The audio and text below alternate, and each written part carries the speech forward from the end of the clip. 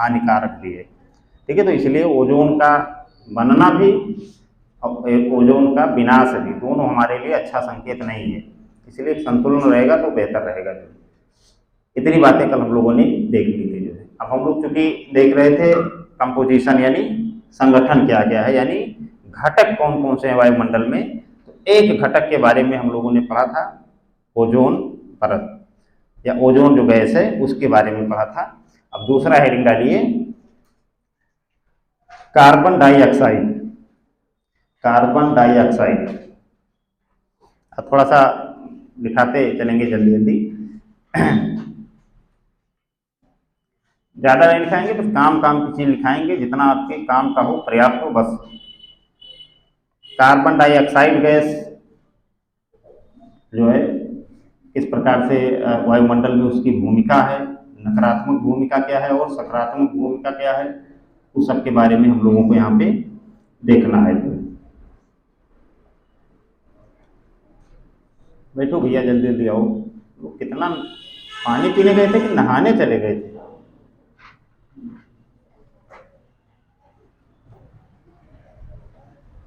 चलिए,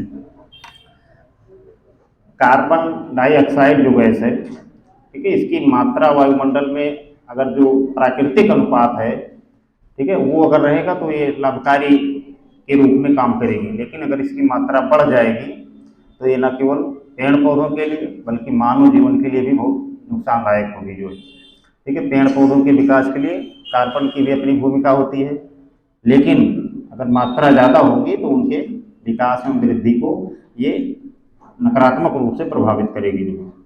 अब इसके अलावा जो सबसे बड़ा कार्बन डाइऑक्साइड का नुकसान है वो है ग्लोबल वार्मिंग। ठीक है, ग्लोबल वार्मिंग इस समय अंतर्राष्ट्रीय स्तर पे एक चिंता का विषय है। ठीक है, इसीलिए इसको अब खास करके यूपीएससी के विद्यार्थियों को बहुत गहराई से पढ़ाने का प्रयास किया जाता है, क्योंकि उसी क्षेत्र में उनको काम करना है जो। हो सकता है आप लोगों में से सब लोग आईएएस को थोड़े बनेंगे, कुछ लोग आईपीएस बनेंगे, कुछ लोग आईआरएस बनेंगे, कुछ लोग आईईएस बनेंगे। ठीक है, तमाम सर्विसेज होती हैं, सबकी अपनी स्पेशलिटी है। ठीक है, इसलिए कॉमन चीज़ें भी पढ़ाई जाती हैं जो। तो आपको अंतर्राष्ट्रीय मंच पे भारत का प्रतिनिधित्व करने का मौका मिला, पता लगा आप लोग ग्लोबल वार्मिंग ही नहीं आ रही कि है क्या जो है, तो सब बेकार करके आएंगे जो है। इसलिए आपको भी उसकी बुनियादी समझ हो, ठीक है, क्या उसके नुकसान हैं और कितना नुकसान हमको है, क्योंकि हर देश जब अंतर्राष्ट्रीय मंच पे जाता है तो वो अपने नुकसान और फायदे के बारे में सोचता है, सोचना भी चाहिए।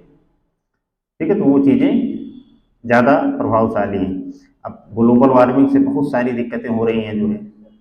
ठीक है, एक तो पेड़ पौधों का विकास नकारात्मक रूप से प्रभावित हो रहा है, जलवायु परिवर्तन हो रहा है। अब देखिए मौसम में कितना परिवर्तन हो रहा है, दिनों दिन गर्मी बढ़ती जा रही है जो है। धरती का तापमान जो है धीरे धीरे जैसे जैसे कार्बन और इन तमाम सारी ग्रीन हाउस गैसें जो हैं इनकी मात्रा जैसे जैसे बढ़ेगी वैसे वैसे गर्मी जो है वो बढ़ती चली जाएगी। ठीक है, तो अब गर्मी बढ़ने का मतलब ये बहुत खतरनाक संकेत है ना। ये केवल केवल गर्मी जो शरीर में लग रही है इससे ये तो बहुत छोटा सा प्रभाव इसका है। अगर गर्मी इसी तरीके से बढ़ी तो जो ग्लेशियर हैं, बड़े बड़े बर्फ के टुकड़े हैं, वो गलना शुरू हो जाएंगे। वो गलेंगे तो क्या होगा कि समुद्र का जो जल स्तर है वो बढ़ जाएगा। ठीक है, तमाम सारे द्वीपीय जो देश हैं वो डूब डूब जाएंगे। ठीक है, कई देशों की राजधानियां इस प्रकार से हैं कि बहुत ज़्यादा समुद्र तल से ज़्यादा ऊंचाई पे नहीं है। ठीक है, पता लगे राजधानी ही डूब गई। तो इसलिए और कई ऐसे छोटे छोटे द्वीप हैं कि जहाँ पे कुछ विशेष जीव जंतु पाए जाते हैं जो दुनिया में और कहीं नहीं पाए जाते, यानी स्थानिक जीव जंतु वहाँ पाए जाते हैं, वो सब विलुप्ति के कगार पे आ जाएंगे जो है। ठीक है, तो किसी भी प्रकार से ग्लोबल वार्मिंग हमारे लिए अच्छा नहीं है जो। ठीक है, तो कार्बन डाइऑक्साइड गैस भी ग्लोबल वार्मिंग में अपना पर्याप्त योगदान देती है, यानी सबसे प्रमुख गैसों में है जो ग्लोबल वार्मिंग को बढ़ाती है जो। थोड़ा सा लिखो इसको।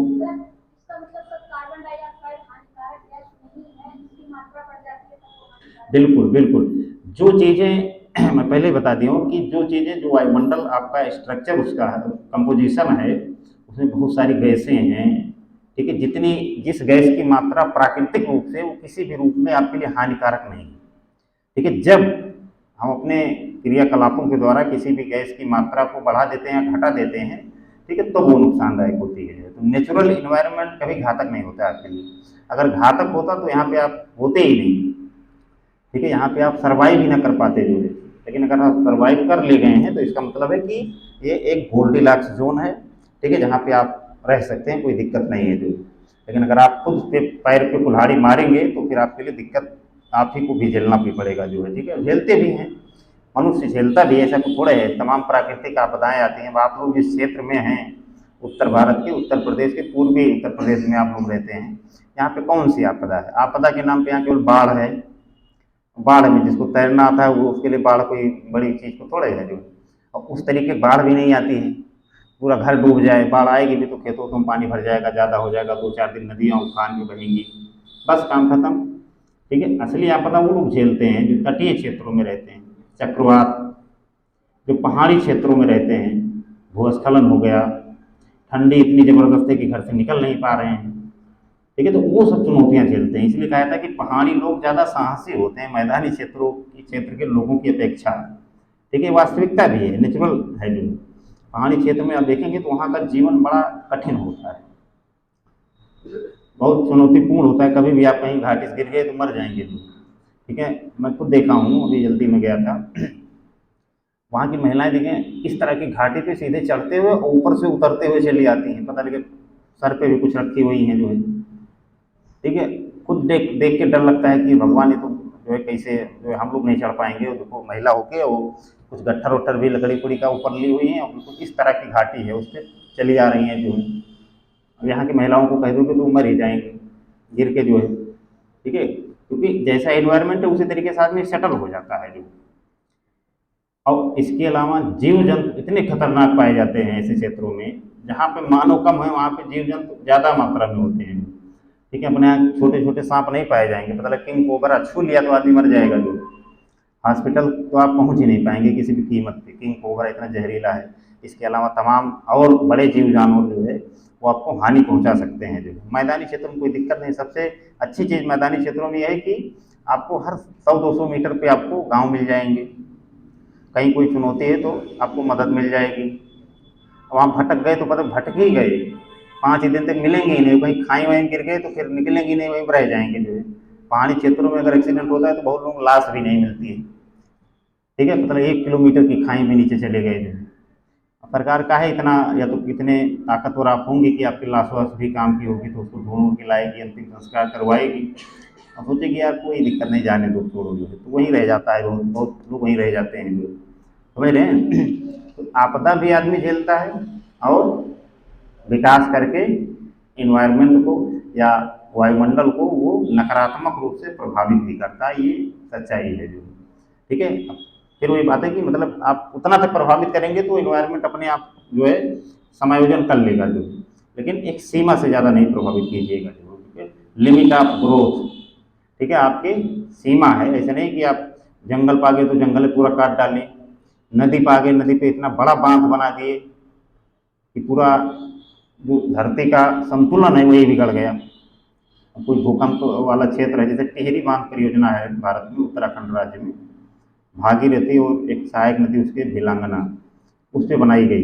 वो परियोजना बहुत पुरानी है, लेकिन उसको बनाने और शुरू करने में सरकार को बहुत झेलना पड़ा जो। उसका कारण ये था कि वो भूकंप के सबसे प्रभावित क्षेत्र में थी जो। और किसी भी क्षेत्र में अगर आप भूकंप है वहाँ पर बांध इतना बड़ा बना देंगे, ठीक है, कि 40-50 किलोमीटर तक का क्षेत्र डूब जाएगा जो है, तो वहाँ का जो भू संतुलन है वो बिगड़ सकता है। वहाँ पे जो भूकंप साल भर में 2 बार आते होंगे तो 50 बार आना शुरू हो जाएंगे। जीव जंतुओं की का नुकसान होगा ही होगा। उस 50 किलोमीटर के एरिया में जितने आदमी निवास कर रहे होंगे उनको खाली करना पड़ेगा घर जो, ठीक है। यानी पुनर्वास या विस्थापन, सरकार को उनको मकान बना के देना पड़ेगा, या तो मुआवजा देना पड़ेगा कि चलो ठीक है आप लोग यहाँ निकलो तो हरिद्वार में तुम लोग बसवा देते हैं जो, ठीक है। तो ये सब कार्यक्रम करना पड़ेगा जो, ये सब बहुत लंबा कार्यक्रम होता है जो, और सरकार की इसमें बहुत रुपये खर्चा होते हैं, और जो पर्यावरणविद हैं उनका विरोध बहुत ज़्यादा झेलना पड़ता है जो, समझ रहे हैं। तो ये सब इतनी सरलता से होता भी नहीं, ऐसी परियोजनाएं इसीलिए विरोध के का कारण बनती हैं, क्योंकि ये आपके इकोसिस्टम में एक सीमा से ज़्यादा हस्तक्षेप कर सकती हैं जो, ये अनुमान होता है जो। तो लिखिए थोड़ा सा इसमें कार्बन वाले में। देखो वायुमंडल में कार्बन डाइऑक्साइड की उपस्थिति, अब कार्बन डाइऑक्साइड ना लिखिए CO2 लिख लीजिए, अब समझ ही जाएंगे, ताकि नहीं इतना लंबा शब्द लिखेंगे। वायुमंडल में CO2 की उपस्थिति, लिख दो CO2, CO2 की उपस्थिति हरित गृह प्रभाव का कार्य करती है, हरित गृह प्रभाव का कार्य करती है।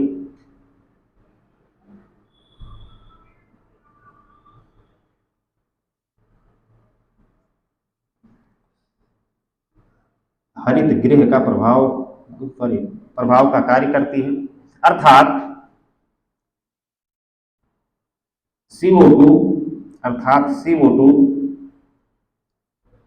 सूर्य से आने वाली लघु विकिरण के लिए पारदर्शी, अर्थात CO2 सूर्य से आने वाली लघु विकिरण के लिए पारदर्शी, CO2 सूर्य से आने वाली लघु विकिरण के लिए पारदर्शी, लेकिन पृथ्वी के दीर्घ विकिरण के लिए, अपारदर्शी होती है।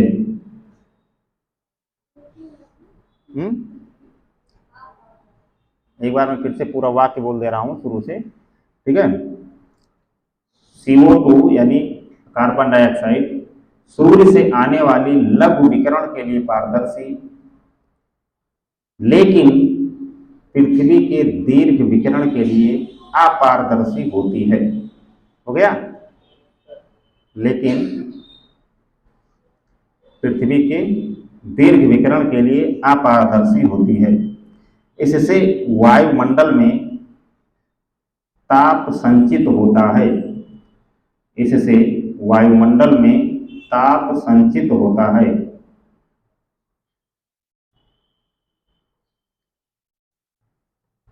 ताप संचित होता है, जो कि हरित गृह प्रभाव उत्पन्न करता है, जो कि हरित गृह प्रभाव उत्पन्न करता है।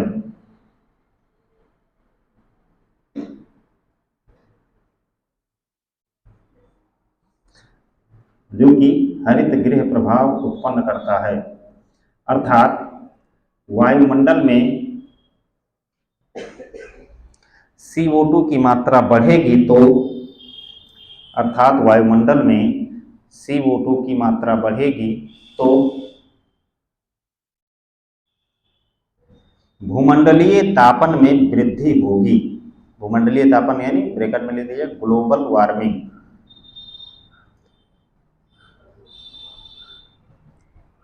अर्थात CO2 की मात्रा बढ़ेगी तो भूमंडलीय तापन में वृद्धि होगी। भूमंडलीय तापन में वृद्धि होगी।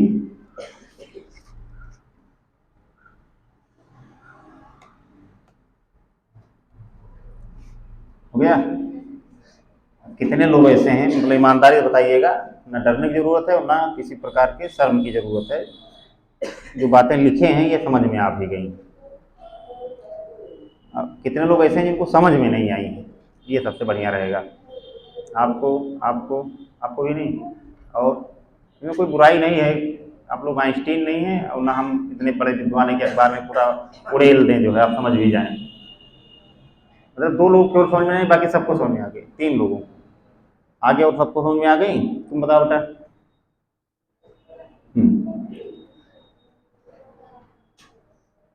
यही नहीं तुमको पता चला कि हम पूछे क्या हैं, तो तुमको क्या कहें। जो बातें अभी आपने लिखा है कार्बन डाइऑक्साइड के बारे में, वो समझ में आ गई कि कैसे आप वो भूमंडलीय तापन में वृद्धि कर रही है। उसकी मात्रा बढ़ेगी तो भूमंडलीय तापन में या ग्लोबल वार्मिंग में वृद्धि होगी। ठीक है, ये बात में समझ में आ गई ना? हाँ बताओ। जो आप पारदर्शी वाला वही नहीं समझ। अच्छा, वो बता दे रहे हैं। हाँ,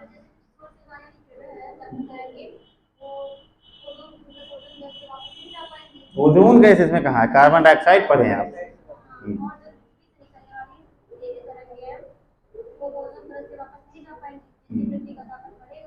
ठीक है, वेरी गुड वेरी गुड, समझ गई, बैठ जाओ बैठ जाओ। और भैया किसको समझ में आ गया है? और तो पूरे सबको समझ में ही आया है। हाँ, तुमको छोड़ के तुमको आ गया, तुम बताओ।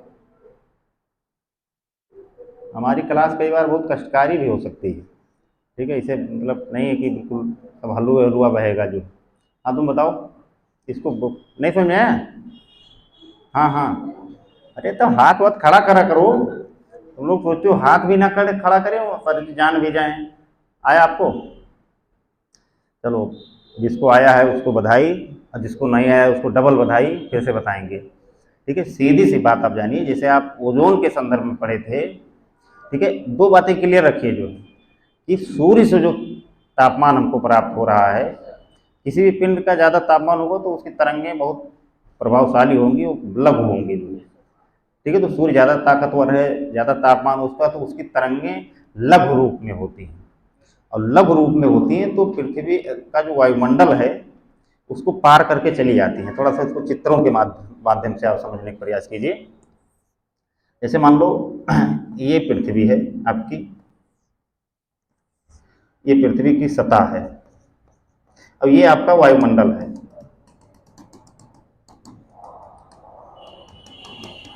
ये आपका वायुमंडल है। इसमें ओजोन गैस भी है,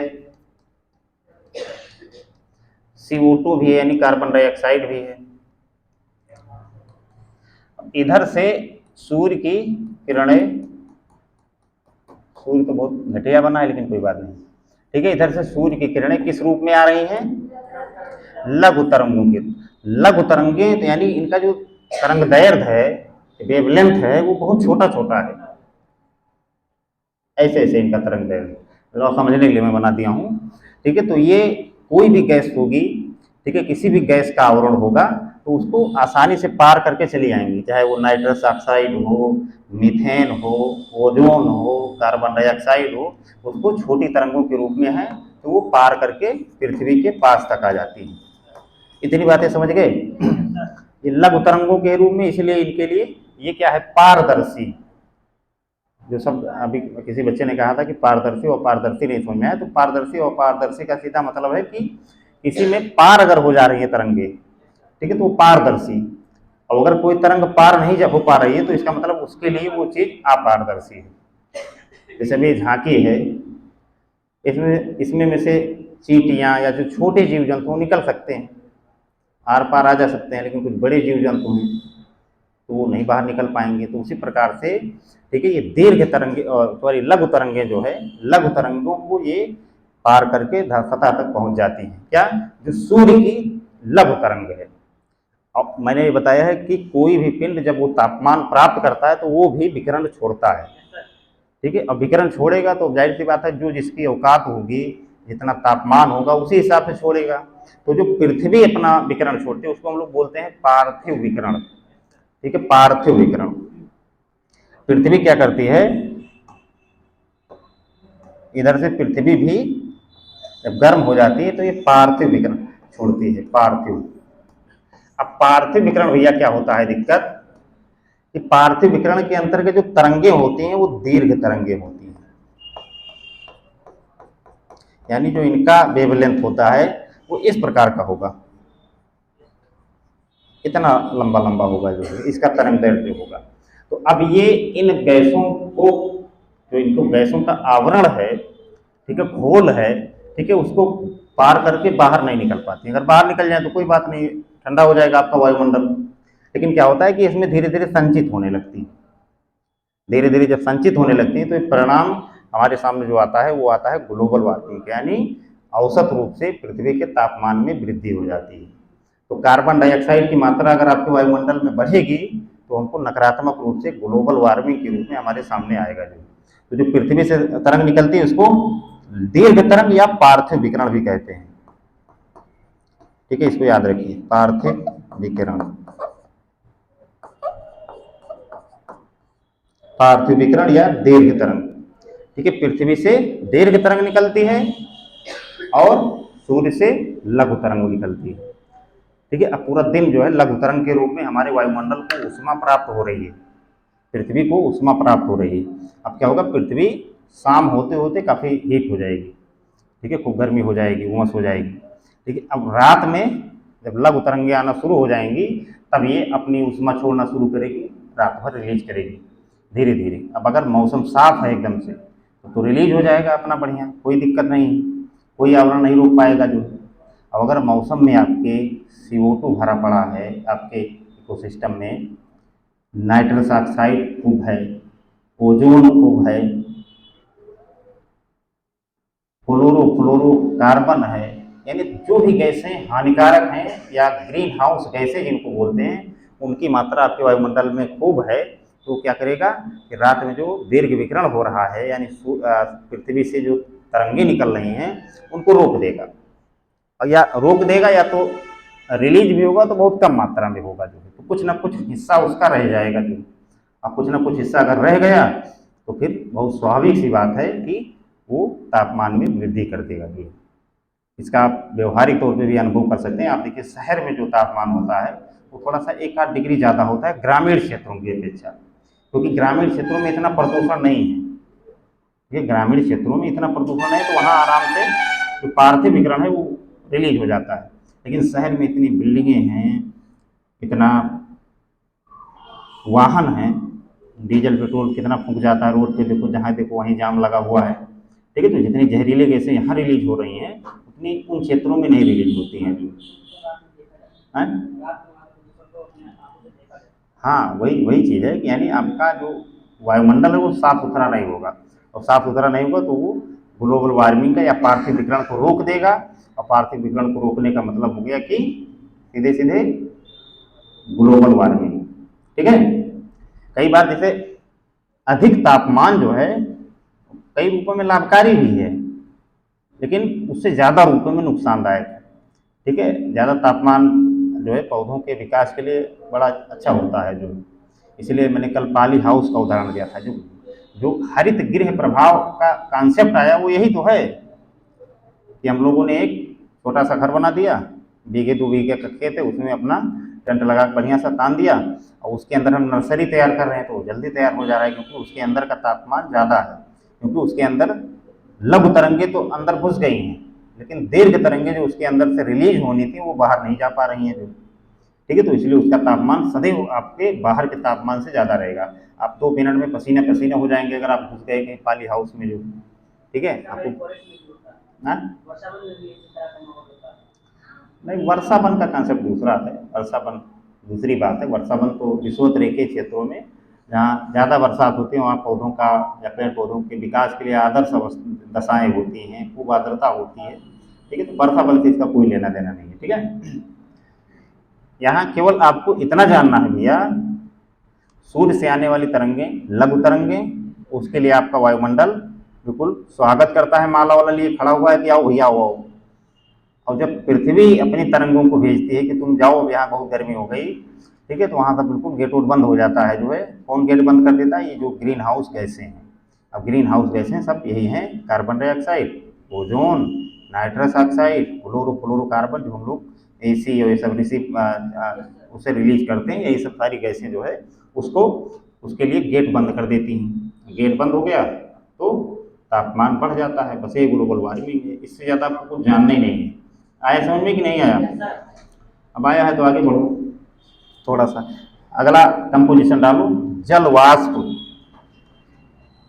जल वाष्प इसको खूब बढ़िया समझना, मतलब सब महत्वपूर्ण है। तीसरा डालो जल वाष्प, इसके बाद फिर धूल कण, फिर नाइट्रोजन भी थोड़ा सा बता देंगे, बस ये 3-4 बताएंगे और ज़्यादा नहीं। लिखो इसको, जल वाष्प लिखो, इसमें क्या बताना है। देखो, जल वाष्प वायुमंडल में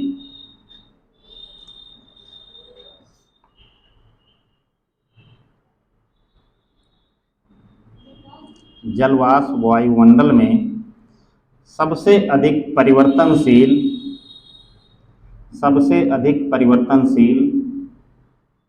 और असमान वितरण वाली गैस है। जल वाष्प वायुमंडल में सर्वाधिक परिवर्तनशील और असमान वितरण वाली गैस है। वायुमंडल में इसकी आपूर्ति वायुमंडल में इसकी आपूर्ति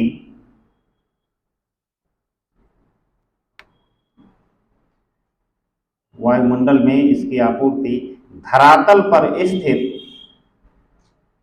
वायुमंडल में इसकी आपूर्ति धरातल पर स्थित सागरों, झील आपूर्ति सागर, झील, नदियां, तालाब, जहाँ जल हो, इतनी जल वाली चीजें याद आपको सब लिख डालिए।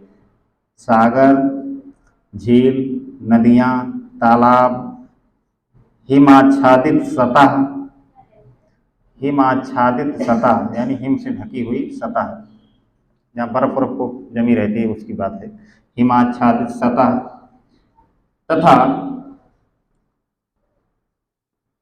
वाष्पोत्सर्जन की प्रक्रिया वाष्पोत्सर्जन की प्रक्रिया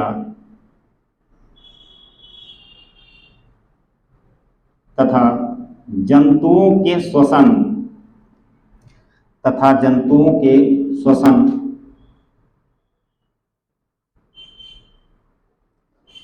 से होती है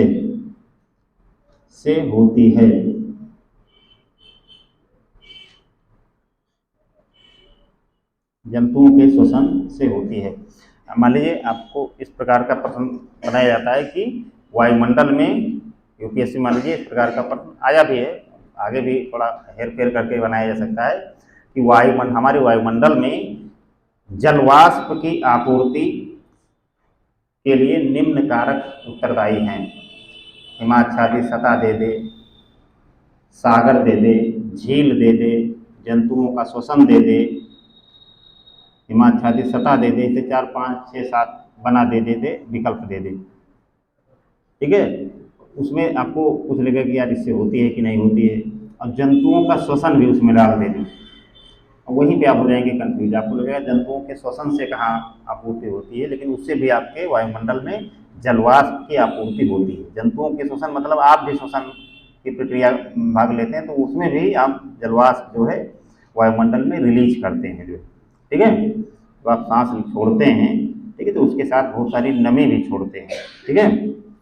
वो आपको दिखता नहीं, लेकिन अपना हाथ लगा के ऐसे आप 4-5 बार सांस लेंगे तो आपको खुद एहसास हो जाएगा जो है कि आप थोड़ा बहुत जो है नमी अपने मुंह से छोड़ रहे हैं, नाक से छोड़ रहे हैं जो, ठीक है। तो जंतुओं का श्वसन भी आपके जलवाष्प की आपूर्ति में शामिल है जो है, ध्यान रखिएगा जो। आगे लिखो इसमें,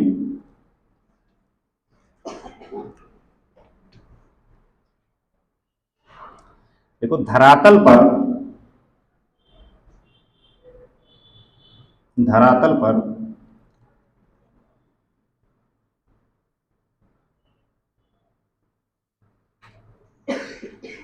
जलवाष्प की आपूर्ति 3 कारकों पर निर्भर करती है। 3 कारकों पर निर्भर करती है।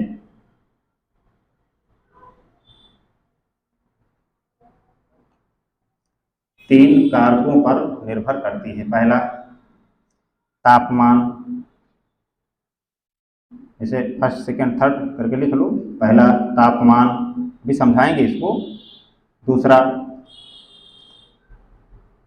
वायु की गति, वायु की गति।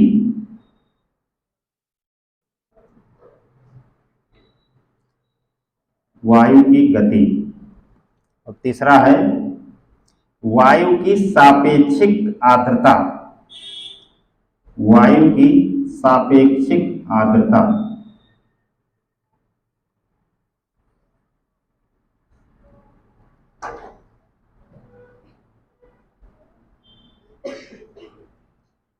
ठीक है। अब जलवाष्प देखिए, इसका मैंने पहली लाइन में लिखवाया है कि जलवाष्प सबसे ज्यादा परिवर्तनशील और असमान वितरण वाली गैस है जो हमारे वायुमंडल, यानी इसकी आपूर्ति बड़ी असमान है।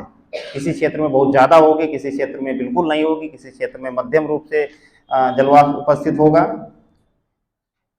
ठीक है। तो यानी असमान वितरण इसका पूरे पृथ्वी के सतह पे जो 3 कारकों से निर्भर करता है, यानी 3 कारक इसके लिए उत्तरदायी हैं कि किसी स्थान पे जलवाष्प ज्यादा होगा कि जलवाष्प कम होगा।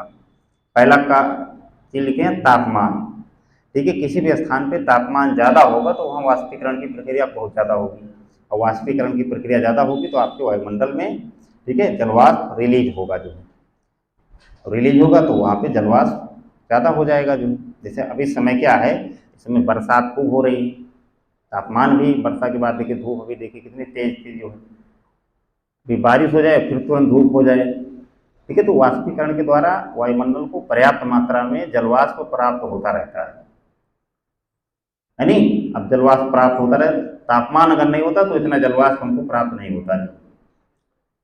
दूसरी चीज आप लोग ये तापमान वाला समझ गए। अब पृथ्वी के जिस भी हिस्से में तापमान ज्यादा होगा वहां पे जलवाष्प की मात्रा ज्यादा होगी, ठीक है। अब आपसे अगर प्रश्न पूछे कोई कहीं पे कि पृथ्वी के विषुवत रेखीय क्षेत्रों में ध्रुवों की अपेक्षा जलवाष्प की मात्रा अधिक होती है, ये विकल्प होना है कथन, ठीक है। तो अब इस कथन में आपको कंफ्यूज नहीं होना है, जहाँ तापमान ज़्यादा वहाँ पे जलवाष्प ज़्यादा, बस इतनी सी बात आपको याद रखना है। दूसरी बात आपने लिखी है वायु की गति।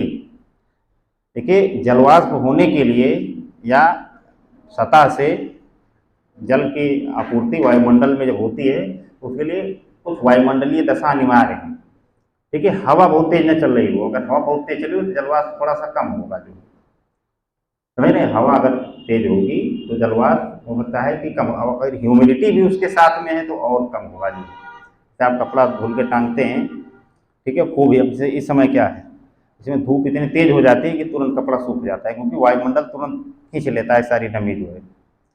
लेकिन यही आप ठंडी के महीने में जब कपड़ा टांगते हैं तो वो तापमान कम होता है तो वो खींच ही नहीं पाता है वायुमंडल में जो है नमी जो कपड़े के अंदर है, जो तो उस समय टाइम लगता है, लेकिन इस समय टाइम नहीं लगता है। तो यानी कहने का मतलब है कि हवाओं की गति बहुत तेज नहीं होनी चाहिए। अगर हवाओं की गति तेज है तो वाष्पीकरण की प्रक्रिया पर नकारात्मक प्रभाव पड़ेगा, ठीक है। तो दूसरा कारण ये है। तीसरा कारण है वायुमंडल की सापेक्षिक आर्द्रता। ये बहुत महत्वपूर्ण टर्म है, जो है सापेक्षिक आर्द्रता क्या है। सापेक्षिक आर्द्रता का सीधा सा मतलब ये है कि जितना तापमान है उसके अनुपात में वायुमंडल में नमी की आपूर्ति हुई है कि नहीं हुई, ठीक है। सापेक्षिक आर्द्रता का सीधा सा मतलब यानी वायुमंडल में आपके कितनी नमी मौजूद है, कितना जलवाष्प प्रेजेंट टाइम में है, ठीक है, बस वही आपकी सापेक्षिक आर्द्रता है। अब अगर जलवाष्प पहले से ऑलरेडी ज़्यादा आपके वायुमंडल में मौजूद है तो वो और जलवाष्प खींचेगा ही नहीं। जैसे आपका पेट भरा हो, क्योंकि खाना वाना खाए हो एकदम से और उसके बाद फिर रख दिया जाए थाली में निकाल के, तो कितना अच्छा खाना होगा आप खा नहीं पाएंगे। तो अगर वायुमंडल में जलवाष्प ऑलरेडी सबसे ज़्यादा होगा, वायुमंडल में अगर जलवाष्प ऑलरेडी ज़्यादा है यानी वो संतृप्त अवस्था की तरफ है, तो वायुमंडल से जलवाष्प नहीं खींचेगा, जो ठीक है। तो यानी वायु में अगर सापेक्षिक आर्द्रता अधिक है, ठीक है, तो इसका मतलब ये हो गया कि वायुमंडल बिल्कुल संतृप्त अवस्था में, यानी ऑलरेडी उसमें इतनी आर्द्रता है कि और आर्द्रता की जगह ही नहीं है। अब आर्द्रता अगर बढ़ाना है तो या तो तापमान बढ़ा दीजिए, तापमान बढ़ा देंगे तो फिर वो खींचने की जो उसकी क्षमता है वो बढ़ जाएगी। जो थोड़ा सा टेक्निकल है, आप लोगों को यहाँ थोड़ा सा समझना पड़ेगा, उदाहरणों के द्वारा आप समझने का प्रयास कीजिए कि वायुमंडल में किसी भी तापमान पे कितना आर्द्रता ग्रहण कर सकता है वायुमंडल, उसकी भी एक सीमा है। मान लीजिए 30 डिग्री तापमान है, 30 डिग्री सेंटीग्रेड तापमान है। अब 30 डिग्री सेंटीग्रेड तापमान है तो इसका मतलब ये हो गया कि इस 30 डिग्री तापमान पे अगर 40% आर्द्रता वायुमंडल में है, ठीक है। अब अगर हम ये मान के चलेंगे कि अभी इस वायुमंडल में 60% ह्यूमिडिटी की और गुंजाइश है, यानी अगर तापमान हम 30 ही रखें तो अभी वायुमंडल में 60% आर्द्रता हम और मिला सकते हैं, यानी 60% आर्द्रता और अभी उसमें आवश्यक है, अभी उसमें जा सकती है, सीधी सी बात है। जो अब अगर ये 30 डिग्री तापमान सेम है और यहाँ पे आर्द्रता 100% है, आपके मोबाइल में देखिए आता है, स्मार्टफोन में ह्यूमिडिटी 70%, ह्यूमिडिटी 95, जितनी ह्यूमिडिटी ज़्यादा होगी जान लीजिए वर्षा की संभावना ज़्यादा है। जो समझ रहे हैं, जितनी ह्यूमिडिटी ज़्यादा है इसका मतलब वर्षा की संभावना पर्याप्त है। जो अब देखो यहाँ पे 40% ये है 30 डिग्री पे, यानी इसमें 40% की गुंजाइश है, अभी 60% अभी और आर्द्रता की गुंजाइश है। लेकिन 60% अगर इसकी आर्द्रता हो जाएगी तो इसका मतलब कि 40% अभी और इसमें आएगी। अगर ये 100% ऑलरेडी है तापमान पे, एक ही तापमान की मैं बात कर रहा हूँ 30 डिग्री पे, ठीक है, तो इसका मतलब 100% है, तो वायुमंडल में और आर्द्रता जाएगी नहीं, जो यानी वायु जो है पूरी तरीके से संतृप्त हो चुकी है। ठीक है, अब इसका जब प्रभाव बताएंगे तो आप सीधे समझ जाएंगे। जो अब लिखो थोड़ा सा आगे, लिखो इन तीन कारकों के आधार पर, इन तीन कारकों के आधार पर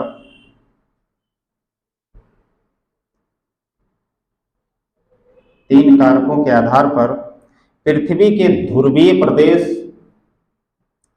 इन तीन कारकों के आधार पर पृथ्वी के ध्रुवीय प्रदेश एवं उष्ण मरुस्थलों के पास, ध्रुवीय प्रदेश एवं उष्ण मरुस्थलों के पास, उष्ण मरुस्थलों के पास जलवाष्प की मात्रा कम पाई जाती है।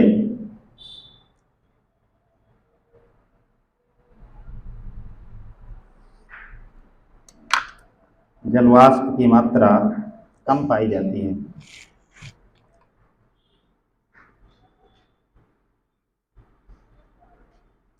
जबकि मध्य एवं निम्न अक्षांश में, जबकि मध्य एवं निम्न अक्षांश में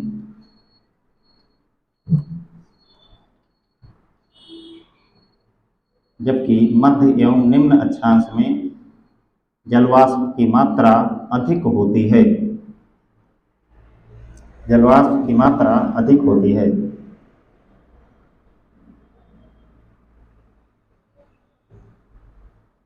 जलवाष्प की मात्रा अधिक होती है।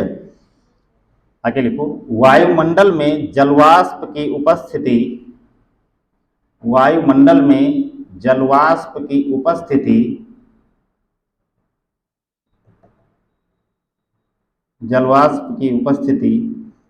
निम्न कारणों से महत्वपूर्ण है, निम्न कारणों से महत्वपूर्ण है, निम्न कारणों से महत्वपूर्ण है। ठीक है, पहला कारण यानी अगर जलवाष्प वायुमंडल में ज्यादा है तो उसका प्रभाव क्या होगा, ठीक है, वो क्या इंपैक्ट छोड़ता है, ठीक है, वो आप लोगों को जानना है। जो ठीक है, तो पहला लिखो, इसमें लिखो वायुमंडल में जलवाष्प की उपस्थिति, वायुमंडल में जलवाष्प की उपस्थिति, ये बहुत महत्वपूर्ण लाइन लिख रहे हैं, जान लीजिए। वायुमंडल में जलवाष्प की उपस्थिति वर्षण की संभावित क्षमता को व्यक्त करती है। वर्षण की यानी पानी बरसने की, वर्षण की संभावित क्षमता को व्यक्त करती है।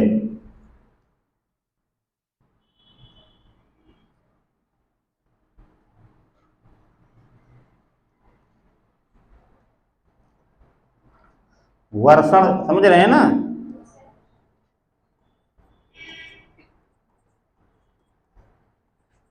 वर्षण एवं वर्षा।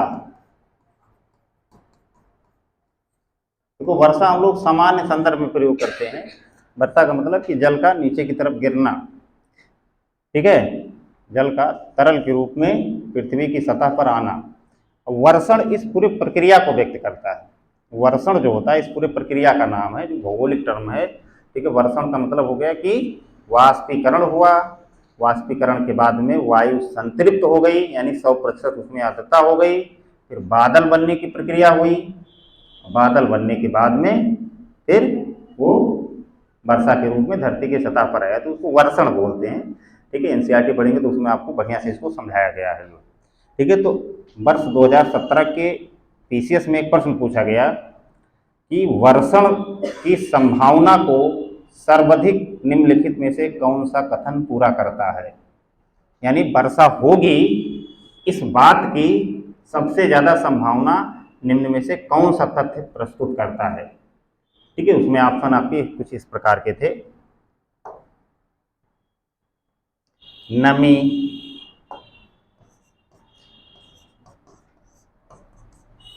नमी की मात्रा ऐसे करके था, नमी की मात्रा, हवा, बादल की उपस्थिति,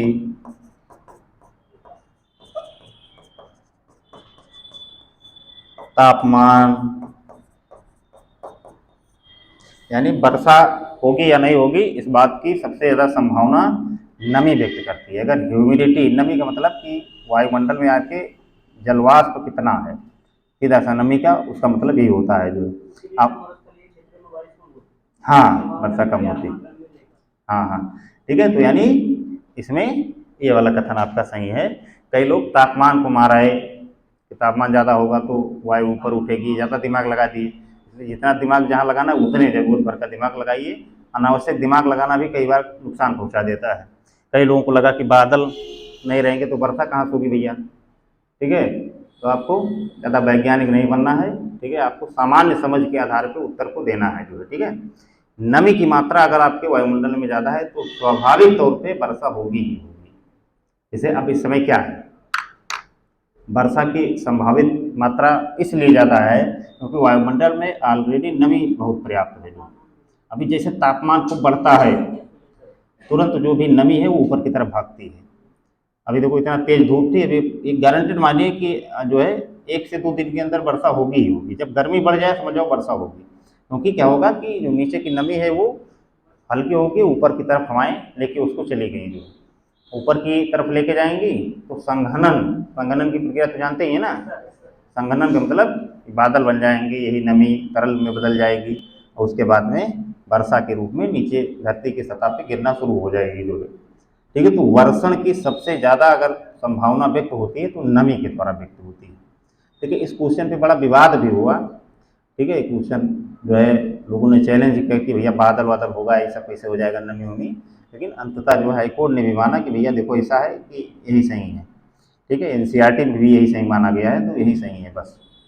ठीक है, हमेशा कोई क्वेश्चन अगर विवादित होता है तो एनसीईआरटी जिस जो कह देती है वही सही माना जाता है। ठीक है, बाकी किताब में कौन क्या लिखा है उसे कोई मतलब नहीं। इसलिए जो तथ्य आपके मूल तथ्य हों वो एनसीईआरटी के ही लिखने चाहिए कहीं पे। जो दूसरा शब्द आपने लिखा है, क्या लिखा है, कई लोग लिखे ही नहीं हमें लग रहा है। दूसरा है यह मानव शरीर के ठंडे होने की दर को प्रभावित करता है। ठीक है, बिल्कुल अच्छा भाई लिखवाया नहीं तो लिखो इसको, दूसरा लिखो। आप लोग देखिए मुनमुनाने लगे अपने आपस में कि देखो लिखवाए नहीं है गुरुजी भूल गए। ठीक है, तो हम कोई कंप्यूटर को थोड़े हैं, हम आप लोगों को ज़्यादा भूलते हैं सारी चीज़ें जो है। ठीक है, तो देखिए यह मानव शरीर के ठंडे होने की दर को प्रभावित करता है। ठंडे होने की दर को प्रभावित करता है।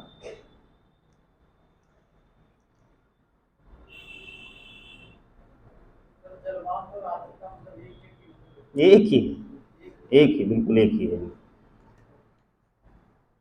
देखो अब यहाँ पे समझने का प्रयास करो। इस समय आपके वायुमंडल की जो स्थिति है, ठीक है, वो ह्यूमिडिटी ज़्यादा वाला है।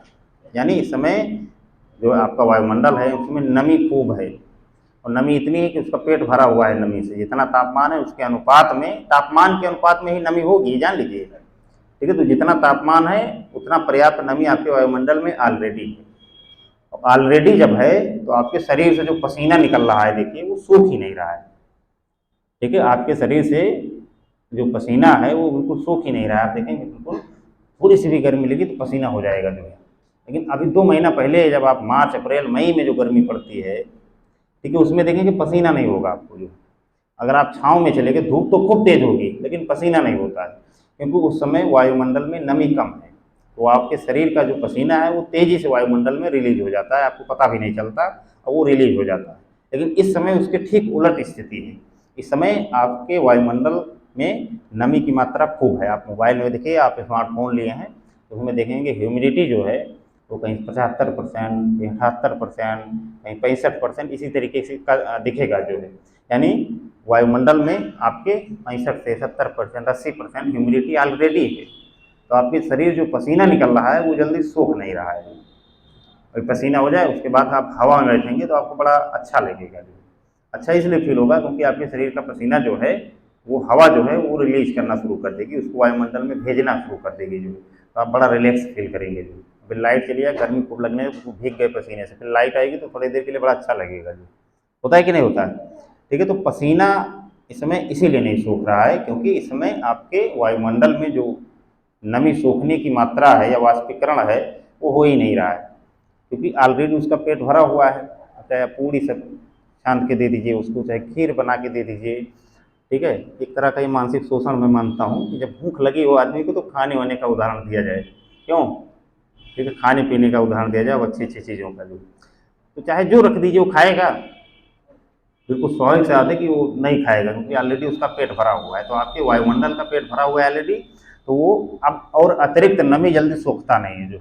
तो इस समय की जो गर्मी होती है इसीलिए ज़्यादा उबाऊ होती है, ठीक है। और जो मई में गर्मी होती है वो उतना उबाऊ नहीं होती। मई में अगर आप छाँव में हैं कोई दिक्कत नहीं, आपको कितना भी धूप बाहर का टेम्परेचर ज़्यादा हो तो बहुत ज़्यादा दिक्कत आपको होती नहीं, क्योंकि जो भी नमी आपके शरीर से निकलती है गर्मी वो सीधे वायुमंडल में रिलीज हो जाती है जो। ठीक है, तो यह मानव शरीर के ठंडे होने की दर को सीधे प्रभावित करता है। ठीक है, तीसरा लिख लो। नहीं समझ में आया? हाँ, तीसरा लिखो। तीसरा वही बात जो अन्य गैसों के साथ हम लोगों ने किया है, चाहे वो ओजोन के साथ या कार्बन डाइऑक्साइड के साथ, वही इसके साथ भी करना है। ये भी इसके लिए उत्तरदायी है, हरित गृह प्रभाव के लिए। तो वही लिख लेना है। लिखो, जलवाष्प भी CO2 के समान, जलवाष्प भी CO2 के समान हरित गृह प्रभाव के लिए उत्तरदायी है। हरित गृह प्रभाव के लिए उत्तरदायी है।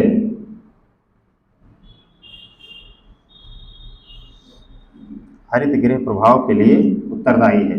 अर्थात अर्थात जलवाष्प सूर्य की लघु विकिरण के लिए को अर्थात जलवाष्प सूर्य की लघु विकिरण को धरातल तक आने देते हैं। अर्थात जलवाष्प सूर्य की लघु विकिरण को धरातल तक आने देते हैं।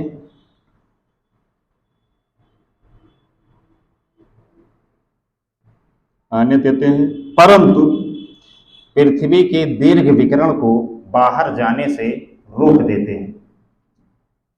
पृथ्वी के दीर्घ विकिरण को बाहर जाने से रोक देते हैं।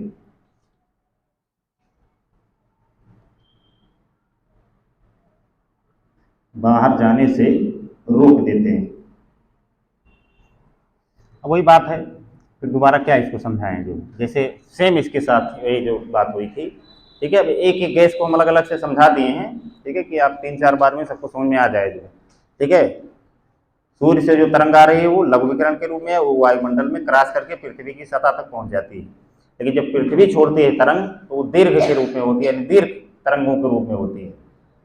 और दीर्घ तरंगों के रूप में होती है तो यही सारी गैसें, जलवाष्प, ओजोन, कार्बन डाइऑक्साइड, धूल कण, ये सब उसको रोक देते हैं जो। और रोक देते हैं तो पृथ्वी का तापमान बढ़ जाता है। तो इसीलिए इसको भी ग्लोबल वार्मिंग के लिए उत्तरदायी माना जाता है। ठीक है, लेकिन ये नेचुरल है, इसमें ज़्यादा मानव की भूमिका नहीं होती है। ठीक है, अब आइए अगला डालिए कंपोजिशन। ये सब वायुमंडल के घटक हैं, यानी वायुमंडल में ये सारी चीजें पाई जाती हैं जो। अगला डालिए, धूल कण। धूल कण,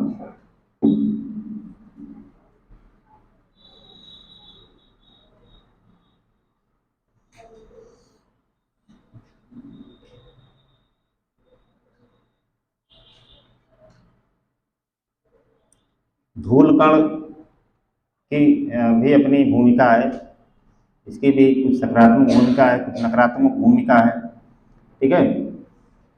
और धूल कण भी कहीं ना कहीं से आपकी दीर्घ विकिरण को रोकने का कार्य करती है आपके वायुमंडल में, ठीक है। वो आपके वायुमंडल में दृश्यता यानी जो विजिबिलिटी होती है, ठीक है, उसको भी ये प्रभावित करती है, ठीक है। तो विजिबिलिटी बहुत ज़रूरी होती है, खास करके जो वायुयान चलते हैं उनके लिए भी विजिबिलिटी बहुत ज़रूरी होती है, क्योंकि उनको लैंड करना है और टेक ऑफ करना है, ठीक है। तो उसके लिए दिखना चाहिए रनवे, नहीं पता लगे दिख रहा है, पता लगे तालाब वालाब में उतार दिए। अभी देखिए इतनी बड़ी घटना हुई है, जो है तमाम लोग मारे गए हैं सड़कों पे, तमाम ट्रांसपोर्ट चलते हैं, तमाम ट्रांसपोर्ट ट्रक बस सब चलते ही रहते हैं, विजिबिलिटी नहीं। देखिए ठंडी के महीने में कोहरा होता है, तो कोहरे में विजिबिलिटी नहीं है, मतलब कोई रॉन्ग साइड से आ रहा है, सामने से एकदम से धमाका हुआ जो है। आप हर दिन अगर आप समाचार सुनेंगे तो आपको सुबह और शाम मिला के दोनों टाइम ये खबर कॉमन रूप में मिलेगी कि फला जगह दो ट्रकों के बीच में, दो बसों के बीच में टक्कर से 15 लोगों की मौत, ठीक है, 9 लोगों की मौत, 3 लोगों की मौत, इतने लोग घायल हो गए, ठीक है। तो इस तरीके की खबरें आप लोग देखते ही रहते हैं। इसलिए यातायात जागरूकता भी आपके लिए बहुत उतना ही ज़रूरी है, क्योंकि जान ही रहेगी तभी तो आप IAS बनेंगे। पहले मर गए तो फिर कहाँ बन पाएंगे, भूत बन के चाहे बन जाएंगे वो, ठीक है। तो आपको सड़क पे किस तरफ से चलना है, ठीक है, कैसे आपको बचना है, ठीक है। आप पैदल भी जा रहे हैं तब भी मरने की संभावना है, यहाँ पे ध्यान दीजिएगा, क्योंकि एक से एक बिल्कुल उड़ते हुए आदमी यहाँ चलते हैं जो, कि कहाँ कौन सा दाहिने से आ जाए, कौन बाएं से घुस जाए, ठीक है, कौन आपकी खड़ी गाड़ी को मार के तोड़ के चला जाए, ठीक है, कोई भरोसा नहीं है जो है, ठीक है। देखिए आप लोग साइकिलें भी गायब हो जा रही हैं, तो ये सब जागरूकता की कमी ही है ना, सुरक्षा की कमी है, ठीक है। तो आप लोग साइकिल इधर खड़ा कीजिए जो है। दूसरी चीज़ है कि सड़क पे चलिए तो सावधानी से चलिए जो, ठीक है। सावधानी से चलने का मतलब अगर आपके पास कोई वाहन है तो उसको धीमी गति से चलाइए, कंट्रोल कर ले जाएं। देखो वो मिर्चा मिर्चा जैसे लड़के होते हैं, बुलेट वुलेट लेके इतना तेज़ी से निकलते हैं कि उनको देख के खुद आदमी सहम जाता है कि अरे भगवान बच गए, निकल गया किसी तरह जो है। और वो मतलब उनकी हिम्मत इतनी है, अगर उनको खड़ा करने दे दिया जाए गाड़ी, कि गाड़ी खड़ी करके तुम खड़े हो जाओ, तो वो खड़े नहीं हो पाएंगे, गाड़ी लेके जो गिर जाएंगे किसी कि इधर या इधर जो, ठीक है। तो आप लोग दे देते हैं गाड़ियाँ अपनी, वो लेके उड़ाते हैं जो, वो उनको नुकसान कम है, वो किसको मार डालें, ठीक है, कोई भरोसा नहीं है जो, ठीक है। हमने तो बिल्कुल लाइव स्ट्रीमिंग देखा है अभी 2023 में जो है मई में आपके बस्ती में, यहाँ बहुत एक्सीडेंट होता है, आप देखेंगे तो इस शहर में सबसे ज़्यादा मैंने देखा, 2-3 सालों का हमारा अनुभव है, यहाँ पे एक्सीडेंट में बहुत ज़्यादा मौतें होती हैं। उसका कारण है कि बगल से हाईवे है, ठीक है, हाईवे होने के कारण भी है, बाकी कुछ लोगों का कल्चर भी होता है उस तरीके का कि आपको नहीं, हम हमेशा जो है रॉन्ग साइड में चलेंगे क्योंकि हम दादा हैं शहर के, इस तरीके की मानसिकता है लोगों की, वो कई बार जानलेवा हो जाती है जो। अभी जो है 1-1.5 साल पहले की बात है, शाम को 5-5 बजे करीब जो है हम लोग निकले, जो है एक जगह जाना था निमंत्रण में यहीं पे एक जगह है फुटहिया, नाम भी बहुत अजीब अजीब है जो है, फुटहिया, दक्षिण दरवाज़ा, पक्के, कच्चे, ठीक है, ठीक है। तो इस पर जैसे हम लोग क्रॉस किए तो 3 बच्चे थे जो, कोई हेलमेट नहीं लगाया हुआ है, तेजी से भन्न से बिल्कुल 80 की स्पीड में निकले बगल से हमारे जो, उनका भेजाने तो का करना, हम तो साइड वाइड कर लिए, हम पे निकल जाए जो है। और उधर से अंकल जी और आंटी जी अपना बेचारे स्कूटी से, अब क्योंकि उनका गांव जो था वो रॉन्ग साइड में, तो गांव से पहले निकले तो थोड़े दूर रॉन्ग साइड में आदमी जाने के बाद तब फिर अपने लाइन पे आता है, लेन पे आता है। अब ये बच्चे इतने तेज थे कि जाके बिल्कुल सीधी टक्कर हो गई जो, ठीक है। जो बच्चे इस गांव के उधर के होंगे मारी वारीपुर साइड के, वो समझ भी रहे होंगे मैं किस घटना का जिक्र कर रहा हूँ। और मेरे सामने की बात है, मतलब हम कितना पीछे थे, मुश्किल से हमको जैसे क्रॉस की, हम भी पीछे भी, हम भी 30-40 में तो चल ही रहे थे जो है, हम भी पीछे पूछे देखे, तुरंत जो है इतना तेज धमाका हुआ कि गाड़ी तो मतलब समझिए चिथड़े उड़ गए, किसी का हाथ इधर पड़ा हुआ है, 3 की तो दर्दनाक तुरंत वहीं पे मौत हो गई। एक जो स्कूटी चला रहे थे अंकल जी वो मर गए, और जो है बच्चों में एक जो बीच में बैठा था वो थोड़ा सा उसकी जान बची हुई थी, बाकी 2 तो तुरंत मर गए, एक का तो पूरा गर्दन अलग हो गई, जो पता नहीं कैसा एक्सीडेंट हुआ। और हमारा तो बिल्कुल समझिए कि हम मरे नहीं थे बस, ये जान लीजिए हम गाड़ी वाड़ी छोड़ के हम कहे भागो यहाँ से, भी आएंगे 2-4 घंटे बाद लेके जाएंगे गाड़ी वाड़ी जो। और जहाँ जा रहे थे वहाँ मैंने फ़ोन करके बता दिया भैया अब हम आ नहीं पाएंगे, ठीक है। और बाद में पता चला कि जो महिला थी, महिला भी थोड़ा सा जान बिल्कुल लास्ट जान थी, वो हिल रहा था उसका शरीर जो है, हम लोग देख रहे थे लेकिन छूने की हिम्मत नहीं हो रही थी कि छू ले जो है। तब तक भीड़ भी इतनी ज़्यादा नहीं थी कि आप देख ना पाएँ जो है, ठीक है। वो भी बाद में पता चला कि हॉस्पिटल में एडमिट होने के बाद में बिहान या तीसरे दिन जो उसकी भी मौत हो गई जो है। यानी 5 लोग सोचिए जो है क्षण भर में निकल लिए जो है। ऐसी मौत दर्दनाक मानी जाती है, क्योंकि बच्चों की मौत होना मतलब समझिए कि परिवार टूट जाता है जो, और सब मर गए जो है। तो इस तरीके की घटनाएं यहाँ पे बहुत ज़्यादा होती हैं जो। अभी ठंडी में तो यही इसी मालवीय रोड पे जो है एक्सीडेंट में एक बच्चे जो है, बच्चे क्या लगभग 24-25 साल का होगा एज, उसकी मौत हुई थी जो है, ठीक है। तो ये मत आप मान के चलिए कि आप पैदल हैं, आपके पास कुछ है ही नहीं, तो आप बिल्कुल सुरक्षित हैं।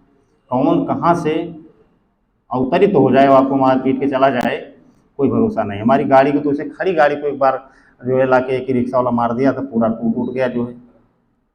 खड़ी गाड़ी, हम तो कहो बैठे भी नहीं थे ना, हमारा भी हाथ पैर ले जाते जो, ठीक है। मार वार के क्या करेंगे, खड़े होकर भैया आप गलती हो गई बताइए, तो हम कहे जाओ भैया हम बनवाएंगे, क्या करेंगे, क्या करें, उनको मार डालें हैं? खड़ी गाड़ी, बिल्कुल खड़ी गाड़ी थी, लाख आग से लड़ा दिया जो, तो चलिए इंश्योरेंस से अपना बन गया जो है। लेकिन हम होते, हमारा हाथ पैर टूट जाता, तो हम तो 1 आध महीना तो पड़े ही रहते जो, कितना नुकसान होता जो अलग से जो, ठीक है। तो इसलिए यातायात जो है ज़्यादा सावधानी से चलाना चाहिए। और यातायात के लिए कुछ प्राकृतिक कारक हैं जिम्मेदार उसके जो है, जिसमें आपका ये जो आप हेडिंग डाले हैं धूलकण, ठीक है, धूलकण भी आपके कोहरा के निर्माण में, ठीक है, या वायुमंडल की विजिबिलिटी कम करने में ये बहुत ज़्यादा भूमिका निभाते हैं जो, ठीक है। तो इसका भी महत्व है अपने रूप में, तो थोड़ा सा इसके बारे में भी लिख लो। धूल कण कहाँ से आएंगे आपके वायुमंडल में, हैं? आप लोग पैदल चलते हैं तो धूल उड़ाते हुए चलते हैं ना, लेकिन धूल कण के स्रोत जो हैं, धूल का कण का मतलब इतने महीन कण कि वो वायुमंडल में स्वतंत्र रूप से विचरण कर सकें जो। अगर थोड़ा भी भारी कण होगा तो नीचे गिर जाएगा थोड़ी दूर जाने के बाद में, और कुछ इतने हल्के कण होंगे कि वो वायुमंडल में बिल्कुल अपने स्वतंत्र रूप से घूमते मिलेंगे जो। जैसे आप रात में टार्च जलाइए तो देखिए छोटे छोटे कण आपको दिख जाएंगे, ठीक है। वो बिल्कुल विचरण करते रहते हैं, उनको कोई मतलब नहीं कि वो जमीन के नीचे गिरेंगे या उनके गुरुत्वाकर्षण का कोई खास प्रभाव नहीं है, ठीक है। तो वो विचरण करते हैं, वो भी वायुमंडल का एक एक तरह का घटक बन जाते हैं जो, समझ रहे हैं, ठीक है। तो वो भी नुकसान पहुंचाते हैं। तो लिखिए, बाकी बहुत सारी ऐसी मानवीय एक्टिविटियां हैं जो धूल कण के लिए उत्तरदायी होते हैं, लिख लो भी, चलो लिखो। देखो, जलवाष्प के समान धूल कण भी, जलवाष्प के समान धूल कण भी वायुमंडल में एक परिवर्तनशील एवं असमान वितरण वाली गैस है। जलवाष्प के समान धूल कण भी वायुमंडल में एक परिवर्तनशील एवं असमान वितरण वाली गैस है।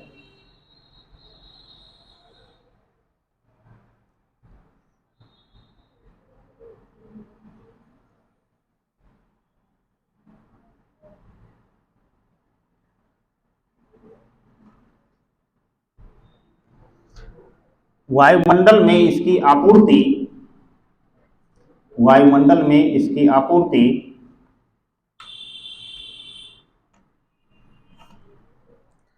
वायुमंडल में इसकी आपूर्ति ज्वालामुखी की घटनाएं, घटनाएं क्या करने लिखोगे, ज्वालामुखी कामा थर्मल पावर प्लांट, ज्वालामुखी, दूसरा है थर्मल पावर प्लांट, यानी तापीय विद्युत परियोजनाएं जो होती हैं, हाँ कोयला की, थर्मल पावर प्लांट,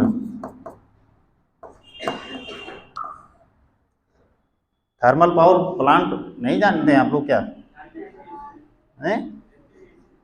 हाँ, एनटीपीसी तो कंपनी है, ठीक है। ये तो नाम देखे हुए कहीं होंगे। हाँ हाँ वही, इसीलिए लाइट वाइट नहीं आती है, तुम लोग बैठ जाते हो जहाँ पे, ठीक है। जहाँ से लाइट आती है उसी के बारे में कोई ज्ञान नहीं है, तो काहे की लाइट आए, मरो सब इसी में। ठीक है, थर्मल पावर प्लांट का मतलब है कि तापीय विद्युत परियोजनाएं, उसमें क्या प्रयोग होता है, कोयला वोयला प्रयोग होता है ना। कोयला प्रयोग होता है, उसके साथ जो धुआं निकलता है, धुएं के साथ बहुत महीन कण निकलते हैं, ठीक है, वो भी वायुमंडल में धूल कण के रूप में रिलीज हो जाते हैं। ज्वालामुखी की जब घटनाएं होती हैं, ठीक है, तो ज्वालामुखी की घटनाएं भी उसके दौरान उसके साथ साथ में बहुत महीन कण निकलते हैं जो वायुमंडल में रिलीज हो जाते हैं जो। ठीक है, तो ज्वालामुखी की घटनाएं जिस क्षेत्र में ज़्यादा होंगी वहाँ पे धूल कण वायुमंडल में ज़्यादा होंगे ही होंगे जो है। तो ये आपूर्ति इसकी इन दो कारकों के, इसके अलावा और कारक लिखो। पत्थर तोड़ने की मशीन,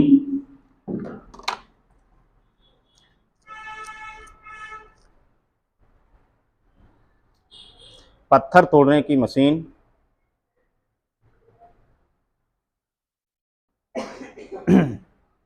आरा मशीन जानते हैं? हाँ, तो वो भी लिख लो, आरा मशीन।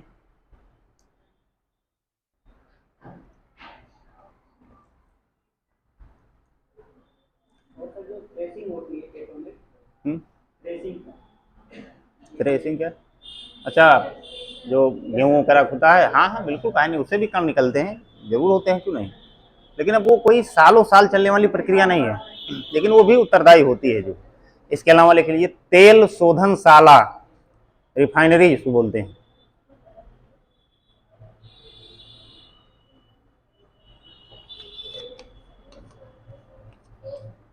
तेल शोधनशाला, रिफाइनरी लिख लो, हिंदी में, अंग्रेजी का शब्द हिंदी में लिख लो। ठीक है, समझ रहे हो ना? तेल शोधनशाला कहाँ है? उत्तर प्रदेश में।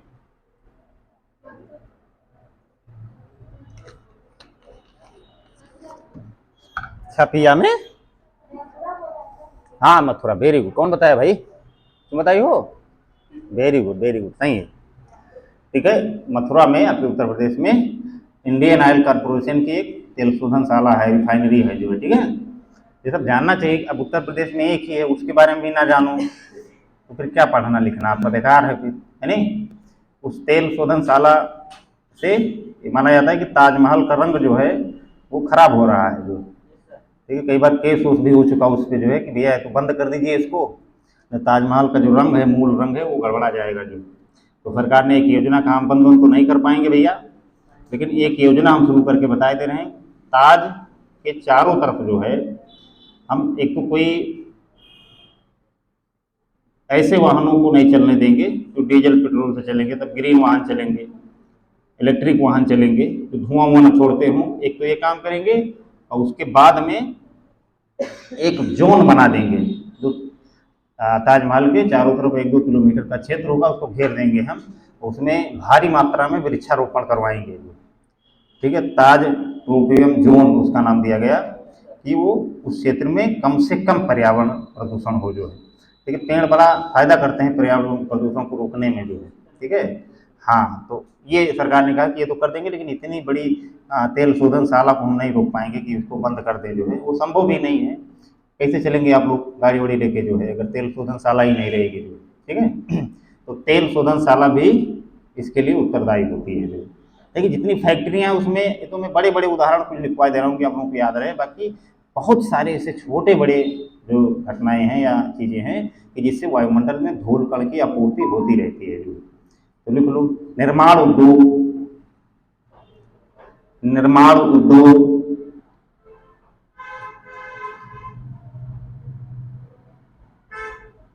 निर्माण उद्योग जान रहे हैं ना, क्या है? अवसंरचना का निर्माण, अब विनिर्माण।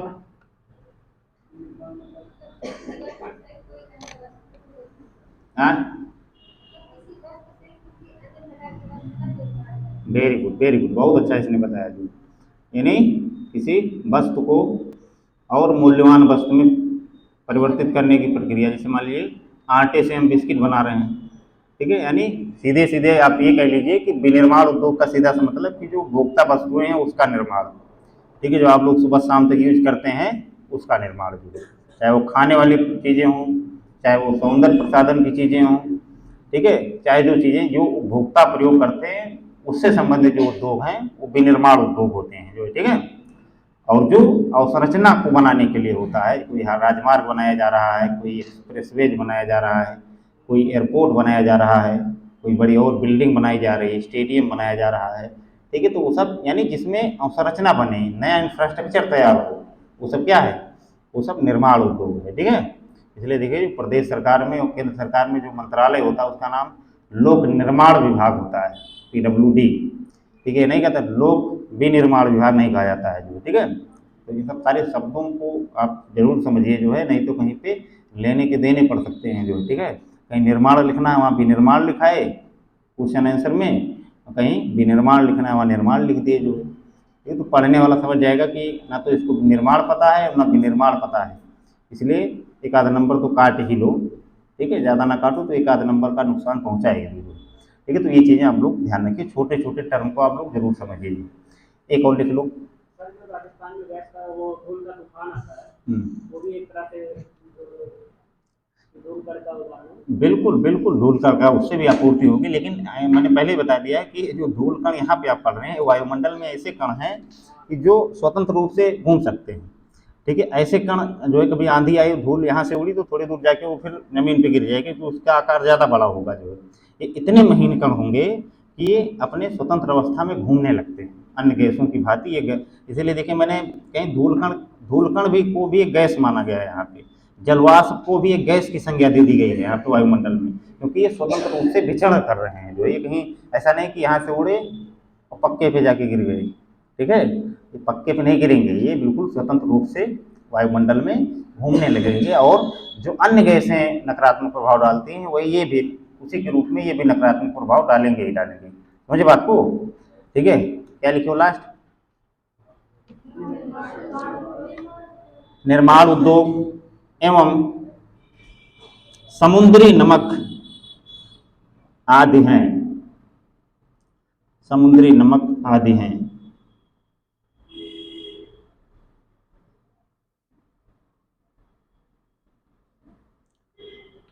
वायुमंडल में धूल कण की उपस्थिति कई कारणों से महत्वपूर्ण है, कई कारणों से महत्वपूर्ण है।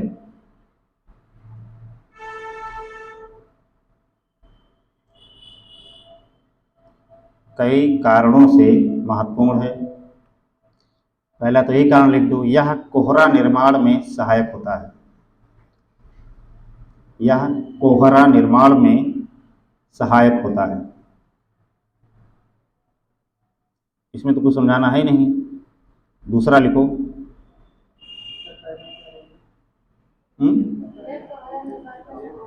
हाँ पहला एक के तो बोले हैं भी यार, यह कोहरा निर्माण में सहायक है।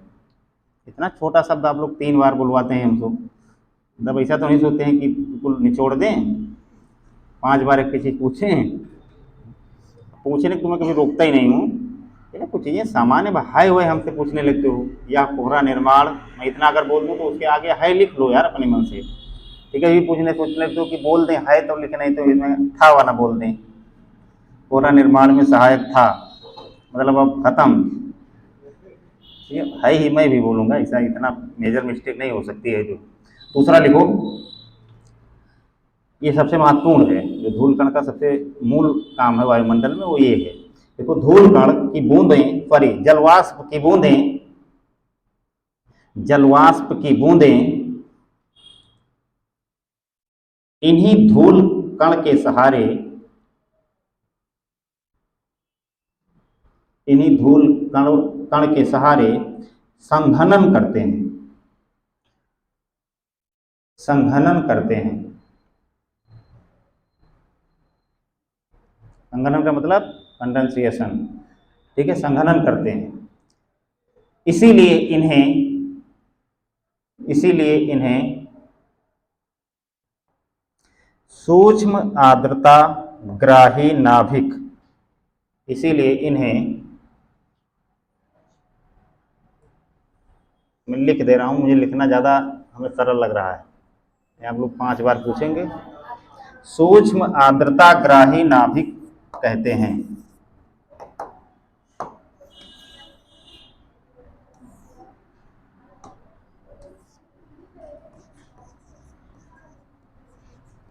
सूक्ष्म, जरूर याद रखिएगा, जो सूक्ष्म आर्द्रता ग्राही नाभिक,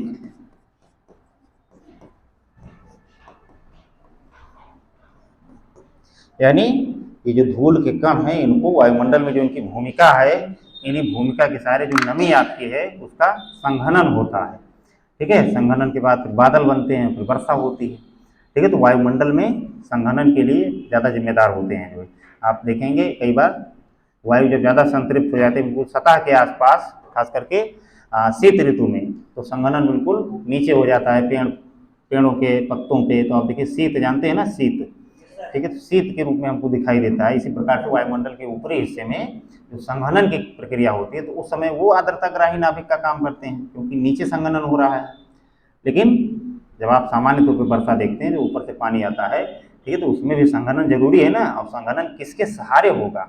हवा में तो हो नहीं जाएगा।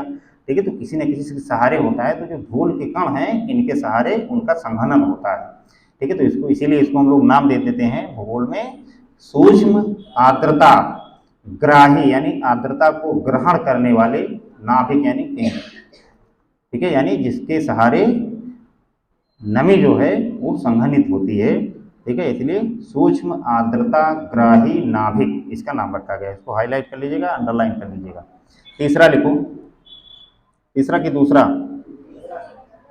देखो, सूर्योदय एवं सूर्यास्त के समय,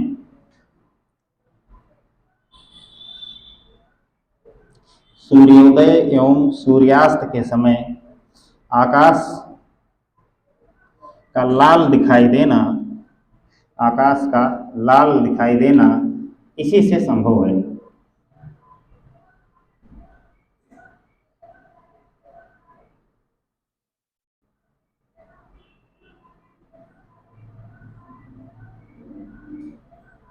आप सुबह और शाम देखेंगे, जब दिन निकलता है और दिन जब डूबता है, ठीक है, तो उसमें आप देखेंगे तो थोड़ा सा आपको लालिमा दिखाई देती है।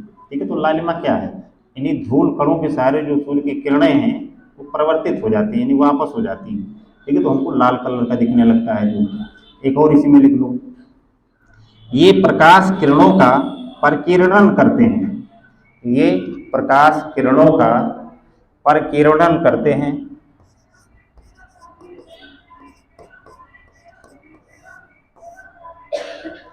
केला 40, केला 30।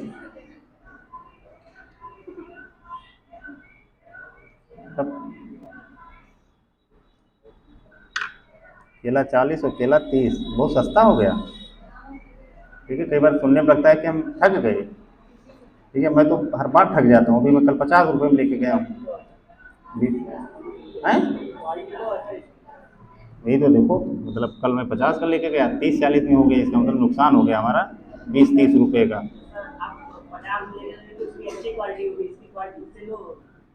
अरे कौन सा पता अच्छी क्वालिटी का हो यार, यहाँ दिख को थोड़ा ही रहा है। हाँ, क्या लिखे हैं? लिख लो इसको बस। प्रकीर्णन करते हैं जिसके फलस्वरूप आकाश नीला दिखाई देता है, जिसके फलस्वरूप आकाश नीला दिखाई देता है।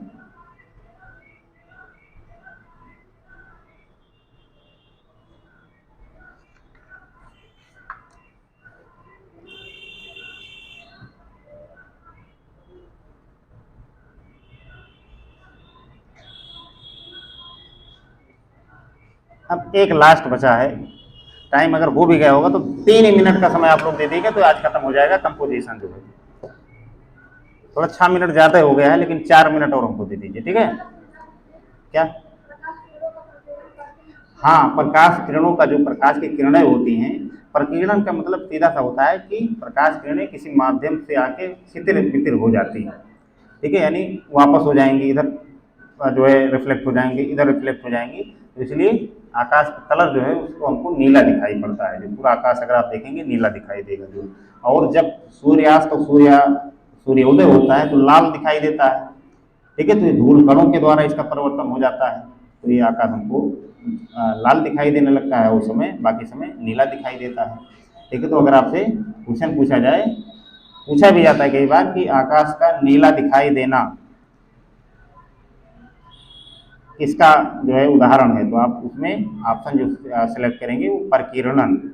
ठीक है, ध्यान रखिएगा कई बार पूछा जाता है। जो एक लास्ट में लिख लो नाइट्रोजन, थोड़ा सा लिख लो, इसमें ज़्यादा लिखना है, 3-4 लाइन लिखना है और थोड़ा सा समझा देंगे। बस ये लास्ट कंपोजिशन है, बस वायुमंडल, बाकी बहुत सारी चीज़ें वायुमंडल में है, लेकिन जो महत्वपूर्ण है उसी को केवल लिखाया गया है, 4-5 जो। नाइट्रोजन,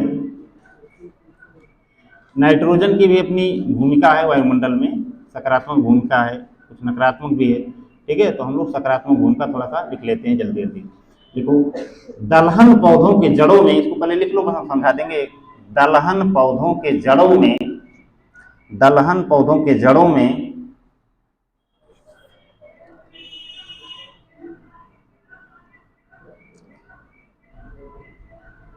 अच्छा, आप लोगों को खुद ही सोचना चाहिए, मतलब आप लोग खेती किसानी से जुड़े होंगे ही होंगे। ठीक है, आपके घर पे खेती पाती होती होगी। ठीक है, जो खाद का बोरा आता है उसमें लिखा था नाइट्रोजन 46%। ठीक है, जब वायुमंडल में 78% नाइट्रोजन ऑलरेडी है भैया, तो क्या खेत में नाइट्रोजन डालने की जरूरत है? ये प्रश्न कभी उठा नहीं दिमाग में है? उठा तो क्यों, बताओ क्या है? अरे यार, मात्रा 78% है, क्या मतलब जो है क्या करे, जान दे दे हैं? कितना 100% हो जाए? तो हमको खेतों में जो है नाइट्रोजन युक्त उर्वरक डालने क्यों पड़ते हैं? हमारा कहने का मतलब ये है, सीधा सीधा प्रश्न जो हमारा है कि जब वायुमंडल में इतनी भारी मात्रा में नाइट्रोजन है, सबसे अधिक मात्रा उसी की है 78%, लेकिन इसके बावजूद भी हमको यूरिया खाद डालने की जरूरत पड़ती है खेतों में जो, तो ऐसा क्यों?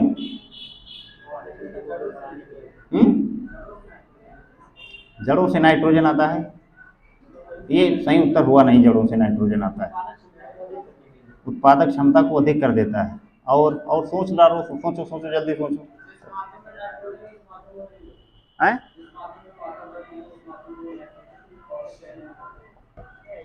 किस माध्यम में लेते हैं? वही तो, अगर उस माध्यम में लेते तो हमको यूरिया डालने की जरूरत नहीं पड़ती। हाँ, तो लिख लो, जो पौधे लेते हैं वो नाइट्रोजन नहीं लेते हैं, वो नाइट्रेट के रूप में ग्रहण करते हैं। ठीक है, नाइट्रेट के रूप में ग्रहण करते हैं किसको? नाइट्रोजन को। जो तो हमेशा ध्यान रखिए, इसीलिए हम लोग खेतों में डालते हैं कि वो नाइट्रेट में परिवर्तित कर ले जाए, जो आपका जो वायुमंडल में नाइट्रोजन है जो। ठीक है, तो इसलिए हम यूरिया डालते हैं कि वो नाइट्रेट में कन्वर्ट करके हमारे पौधों को दे दे।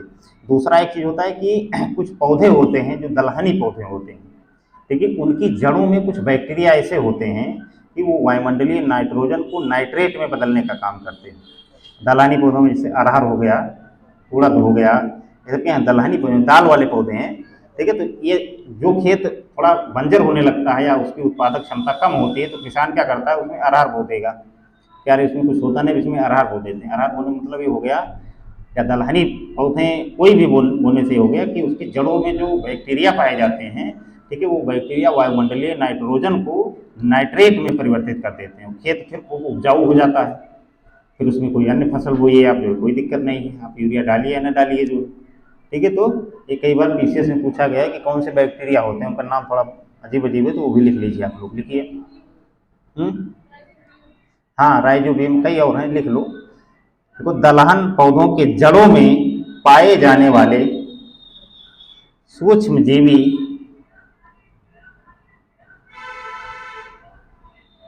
दलहन पौधों की जड़ों में पाए जाने वाले सूक्ष्म जीवी जैसे राइजोबियम, किसने बताया भी है? कौन बताया था? Very good, rhizobium. मैं लिख दे रहा हूँ, नहीं तो पता नहीं कोई क्या लिखते हैं, फाइजोबियम लिख लें।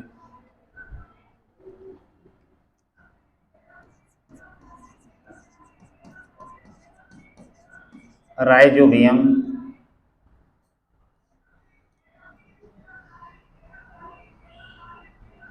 एजेटोबैक्टर,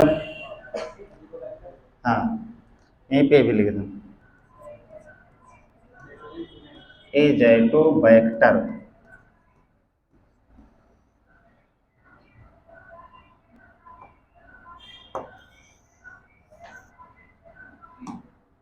क्या हुआ, केला चालू फिर आ गया? एजेटोबैक्टर, क्लास्ट्रीडियम, इसको लिख देता हूं।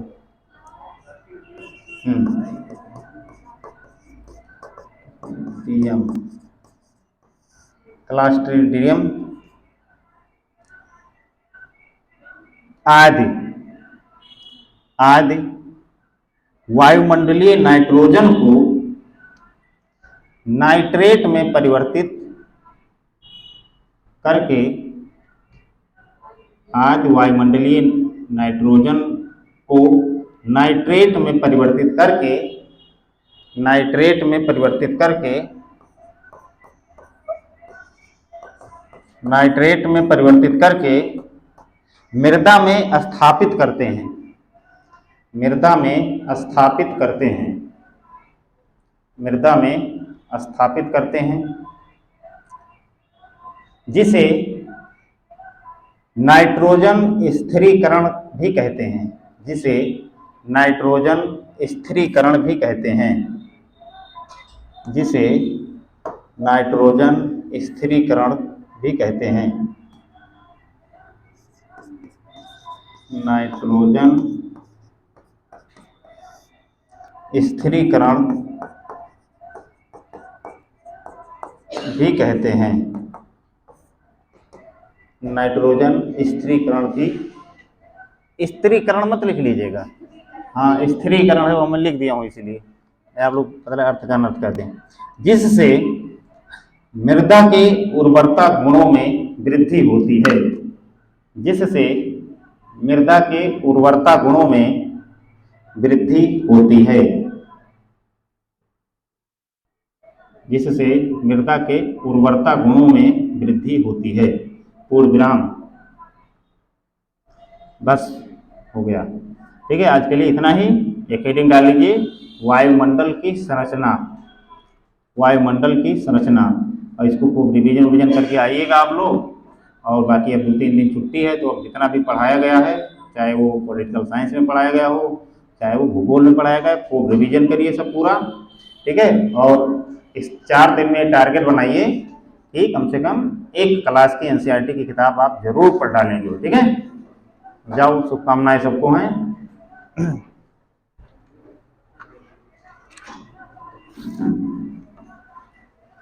जाओ भाई, इसका केला ले लो, बहुत जो है परेशान है, यहीं आके बेच रहा है।